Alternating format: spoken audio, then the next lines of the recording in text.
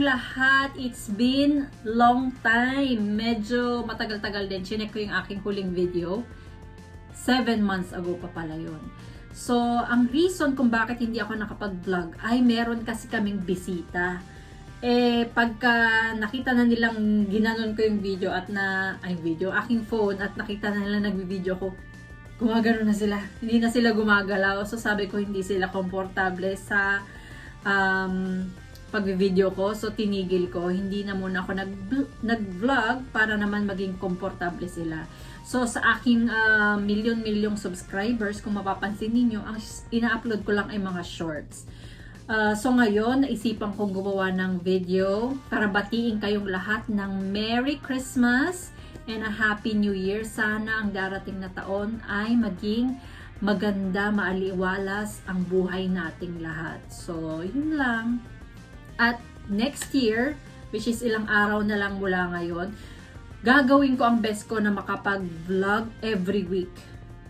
Kasi parang mahirap naman na na everyday. Kasi meron naman tayong trabaho. Hindi naman talaga tayo content creator na yun lang talaga ang ginagawa. So, susubukan kong gumawa ng videos every week. At saka para talakayin na rin natin kung anong nga ba yung mga bagong rules dito sa UK. So, yun lang muna ang aking isi-share sa inyo. Nakapajama tayo ngayon. Yun nga, nagsimba lang kami kaninang umaga ni Richard. Titignan pa namin kung lalabas kami ngayon. Kasi, pag Christmas Day dito sa UK,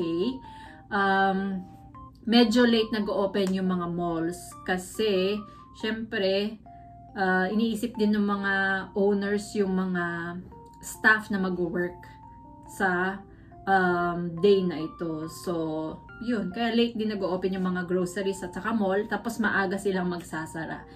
In preparation at saka para na rin makapag-celebrate din yung mga staff nila dito. Pero syempre, pagka sa hospital ka nag-work, sa nursing home, hindi naman pwedeng mag-open at mag-close ng maaga, diba? Kasi 24/7 yan.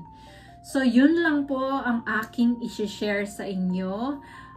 Asahan po ninyo na mas marami akong i-upload pa sa darating na taon. Susubukan ko pa talaga ang aking best na makapag-upload ng videos every week. So, yun lang po. Again, Merry Christmas and Happy New Year sa inyong lahat. Maraming pong salamat sa inyong walang sawang pagsuporta sa aking pong YouTube channel. And please do not forget to follow me sa Jennifer Chok Facebook, saka sa TikTok. Although mga ano lang naman yun. Mga kung ano-ano lang. Pero susubukan kong gumawa ng mga shorts doon sa ating mga social media account na yun. So yun lang po, hanggang sa uulitin. Thank you for watching. Be safe. Bye!